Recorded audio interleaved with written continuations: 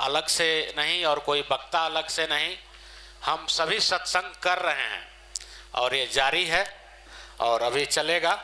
तो आनंद लीजिए थोड़ा और सत्संग का प्रवचन के माध्यम से, इसके बाद फिर भजन का भी आनंद लेंगे।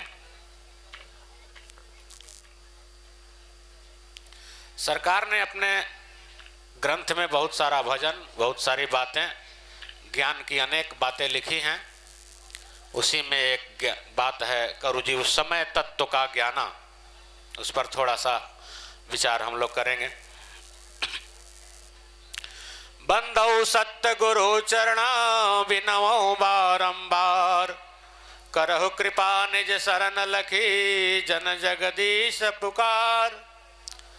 कर्म भक्ति नहीं ज्ञान है, नहीं विद्या नहीं योग, करुणा मैं करुणा करहूँ आदि व्याधि छुटी रोग। सत्य सुकृत मुनीन्द्र तुहि करुणा सिंधु कबीर, हिंदू के सतगुरु तुम्हें मुसलमान के पीर। बार बार वर मांगे हो मन इच्छा न फसाए, सत्य नाम सुमिरन करो निस दिन सुरत लगाए। बोले नाम दाने सतराम बाबा की जय जय जय, सत्यलोक धाम की जय जय जय। सरकार का भजन करुजीव समय तत्व का ज्ञाना। सब जानते हैं कि शरीर 5 तत्वों से बना है। तुलसीदास जी ने रामायण में लिखा, रामचरितमानस में, कि छित जल पावक गगन समीरा, पंच रचित अधम शरीरा। तो लोग कह देते हैं कि शरीर तो अधम है, इससे और कोई काम नहीं होता। लेकिन उन्होंने ये भी लिखा कि साधन धाम मोक्ष कर द्वारा, अब पाई न जो परलोक संवारा। यह साधन का धाम भी है, मोक्ष का दरवाजा है उनके हिसाब से, यानी मुक्ति का मार्ग भी शरीर से ही खुलता है। जीव इस शरीर के माध्यम से ही भजन करता है, सेवा करता है, सुमिरन करता है। क्योंकि जब तक ये शरीर है तभी तक जीव और मन एक है। जैसे ही जीव और शरीर छूटा, जीव अपने लोक अपने कर्मों के हिसाब से और मन अपने पास। यानी जब जीव और मन जब अलग होंगे, ना आप तब सोच सकते हैं, न समझ सकते हैं, न बूझ सकते हैं, और न कुछ कर सकते हैं। और ये शरीर दोनों का घर है, दोनों का माध्यम है, और ये दोनों का मिलन स्थल है। और यही दोनों के मिलन से सब काम होते हैं। समझने बूझने के लिए ईश्वर ने आपको कर्म ज्ञानेंद्रियाँ दी हैं, करने के लिए कर्मेंद्रियाँ दी हैं। और इन दोनों का सही सामंजस्य अगर रखते हैं तो काम सही होता है। अपने को जीव मान करके जब हम आगे बढ़ते हैं, उसके पहले मान लें कि हम जीव हैं, और जब जीव मान लेते हैं तो उसके बाद सरकार कहते हैं कि कर जीव समय तत्व का ज्ञाना। जीव के पास शरीर है और ये शरीर 5 तत्वों से बना है, पृथ्वी, जल, अग्नि, वायु और आकाश। आकाश बना प्रकाश से, और अभी आपने सुना कि मालिक के नाम का नूर, बाकी नूर जहान, ये सब मालिक का पावर है, मालिक के द्वारा आया हुआ प्रकाश है। और प्रकाश से आकाश, आकाश से वायु, और वायु से अग्नि, अग्नि से जल, और जल से पृथ्वी। वैज्ञानिक लोगों के हिसाब से देखें तो आकाश की हलचल से वायु उत्पन्न होती है, वायु के घर्षण से अग्नि उत्पन्न होती है, अग्नि के समन से जल उत्पन्न होता है, और जल जब स्थिर होता है तब ठोस रूप धारण करता है, तब पृथ्वी का निर्माण होता है। इसी तरह प्रलय में जब नष्ट होने का समय आता है तो पृथ्वी जल में विलीन होती है, जल अग्नि में विलीन होता है, अग्नि वायु में समाहित हो जाता है, और वायु आकाश में विलीन हो जाता है, और आकाश प्रकाश की ओर बढ़ जाता है। आकाश प्रकाश लगभग एक है, लेकिन आकाश भी समयानुसार महाप्रलय में जब जब जैसा होता है। तो निर्माण और विध्वंस का ये क्रम चलता रहता है। लेकिन हमें जो निर्माण करके मिला है, तो अध्यात्म के हिसाब से पृथ्वी को ब्रह्मा जी ने बनाया, जल को विष्णु भगवान ने बनाया, अग्नि को शंकर भगवान ने बनाया, वायु को नारायण जी ने बनाया, और आकाश को दुर्गा जी ने बनाया, और इन सबका मेल ये मनुष्य शरीर है। ध्यान देने की बात है, ये पांचों तत्व सिर्फ मनुष्य शरीर में हैं, अन्य जोनियों में पांचों तत्व नहीं होते। कोई एक एक दो तीन ऐसे अनेक अनेक बताए गए हैं कि किसमें कितने तत्व होते हैं, लेकिन मनुष्य शरीर 5 तत्वों से जो बना है, तो इसका प्रभाव भी इस पर पड़ता है।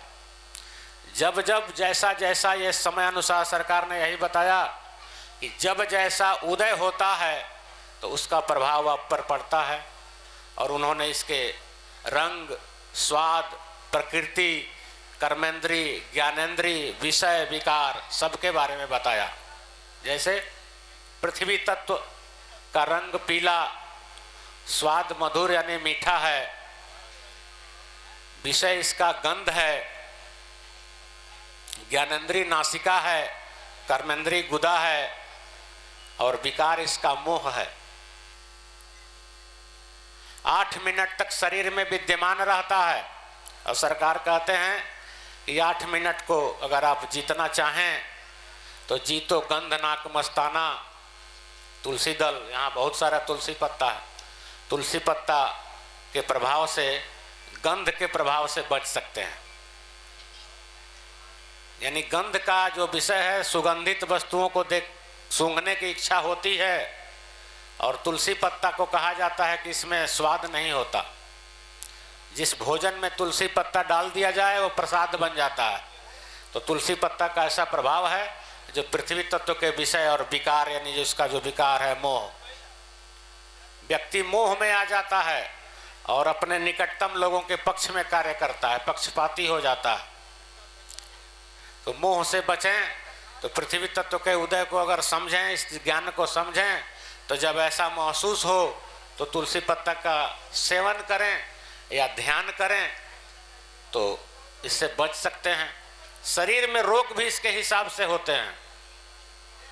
पृथ्वी तत्व की अधिकता से शरीर में चर्म रोगों का उदय होता है, तो इसका निदान करना चाहिए और इसका ख्याल करना चाहिए, क्योंकि ये सभी बाधक भी हैं और सहयोगी भी। अगर हमें इसका ज्ञान है तो हम इससे बच करके आगे बढ़ सकते हैं, क्योंकि इसको हम हटा नहीं सकते। शरीर में अलग से कोई पृथ्वी नाम का अंग नहीं है जिसको हम हटा देंगे। 5 जो है शरीर के अंग, केश, त्वचा, मांस, हड्डी और मज्जा, ये 5 चीजें पृथ्वी तत्व के से बनी हैं। ये पृथ्वी तत्व का प्रतीक है, शरीर में प्रकृति है, और ये प्रकृति हम पर असर डालती है, इसके बिना चलेगा नहीं। तो इनका प्रभाव रहेगा, लेकिन ज्ञान के द्वारा, सतगुरु कृपा के द्वारा इनके दुष्प्रभाव से हम बच सकते हैं। पृथ्वी तत्व के बाद दूसरा है जल तत्व। जल तत्व का रंग सफेद, स्वाद कसैला होता है। शरीर में 5 तरह के जल पाए जाते हैं, 5 प्रकृति जो है लोर, लार, पसीना, मूत्र, रक्त और धातु, ये 5 प्रकृति जल की है शरीर में। और लोभ इसका विकार है। इस सब से भी हम बचने की कोशिश कर सकते हैं। अगर ये शरीर में उदय होता है तो इसका अगर हमें भान हो, इसका ज्ञान हो, तो लोभ से बचा जा सकता है। लोभ भी हमारे हर तरह के काम में बाधक है, संसार में भी और अध्यात्म में भी। अगर संसार में लोभी होकर के काम करें तो विशेष मौके नहीं मिलते। संसारिक व्यक्ति भी छांट देते हैं, लोभी व्यक्ति है, इसको रुपया पैसा नहीं देना चाहिए। और अध्यात्म में भी अगर आप अपना लोभ लेकर के आगे बढ़ते हैं तो आध्यात्मिक मार्ग पर भी आगे नहीं बढ़ सकते। इसलिए इससे भी बचने का प्रयास करना ही चाहिए। तीसरा है अग्नि तत्व। अग्नि तत्व का प्रभाव हमारे शरीर पर विशेष रूप से पड़ता है। 12 मिनट तक इसका समय है। रंग इसका लाल है, स्वाद कटु है, और इसकी 5 जो प्रकृति है वो है भूख, प्यास, आलस, जम्हाई और नींद। इनका भी हमारे शरीर पर, मन पर प्रभाव पड़ता है। अग्नि तत्व विशेष रूप से उदय होने पर क्रोध इसका विकार है, क्रोध प्रकट होता है।